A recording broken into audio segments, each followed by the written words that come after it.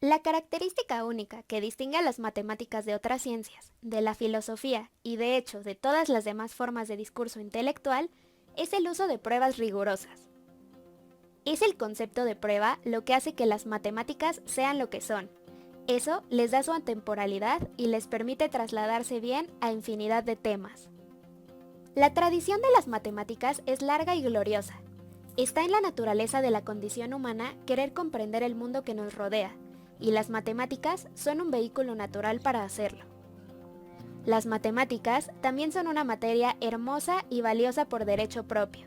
Sin embargo, en sus inicios solían estar ligadas a cuestiones prácticas. En ese entonces, algo matemático se consideraba cierto de forma fenomenológica, es decir, comprobando que la solución práctica servía en ese caso, y no era necesario algo más. Pasados los años, los argumentos fenomenológicos se empezaron a quedar cortos, pues los curiosos se preguntaban cosas como ¿cuánto mide el radio de la Tierra? ¿O ¿cuánto será la altura de una pirámide? Y como eran cosas que no podían ir a medir directamente, había que convencer de otra manera. La noción de prueba surgió en la geometría.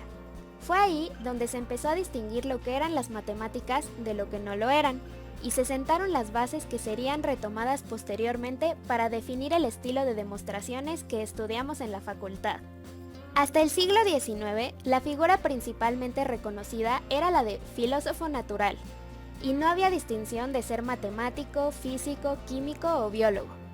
Fue en ese siglo que se distinguió y los matemáticos obtuvieron su propio campo de estudio, predominantemente ligado a cuestiones prácticas. En el siglo XIX es principalmente Hilbert, de la escuela de Göttingen, quien establece el tono para la manera de hacer matemáticas en nuestro tiempo. Plantea problemas que deben ser resueltos, la agenda que deben seguir los matemáticos, y en la época surgen diversos debates controversiales sobre las formas de demostración que se venían haciendo desde los antiguos griegos. Uno de esos debates surgió con los estudios que hacía Cantor en el área de las sucesiones, cuando todo lo que te enseñaron sobre matemáticas ya no te alcanza para solucionar los problemas que te estás planteando. ¿Cómo proponer nueva herramienta y asegurarnos de que siga siendo válida dentro de nuestros paradigmas? ¿Cuáles son los fundamentos? ¿Qué podemos postular y qué podemos deducir? Una escuela para responder estas preguntas era la de Hilbert, y otra era la de los constructivistas. Dominaron las ideas de las personas con más renombre, mejores escuelas, pero había otros discursos. Otro momento importante de la historia de las matemáticas se da en la escuela Bourbaki, donde ellos ven a las matemáticas como la matemática, como una gran estructura que tiene muchas ramas. Alexander Grothendieck, miembro de esa escuela, vuelve a vivir el dilema de Cantor. La herramienta que tiene no le alcanza para resolver lo que quiere resolver, y las preguntas vuelven a surgir. Actualmente, los fundamentos de las matemáticas tienen muchas discusiones.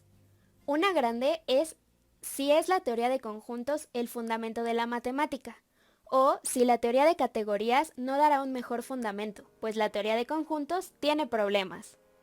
En este momento, una propuesta de fundamentos de las matemáticas es la teoría homotópica de tipos, en donde, a grandes rasgos, nos está dando la esperanza de tener un algoritmo para testear si nuestras demostraciones son correctas o no.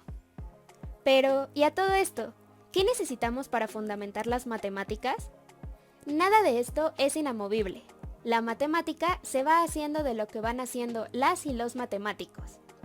En la Facultad de Ciencias, seguimos principalmente una postura de los fundamentos y en general de cómo hacer matemáticas, y es importante que te cuestiones al paso del tiempo cuál es esa postura, pues está modelando tu forma de cómo hacer matemáticas. También es importante que, dentro de esta tradición, conozcas los básicos, y un gran básico de cómo demostramos es la teoría de conjuntos y la lógica. En especial dentro de la lógica proposicional, nos encontramos con las reglas de inferencia que son base para los tipos de demostración más usuales.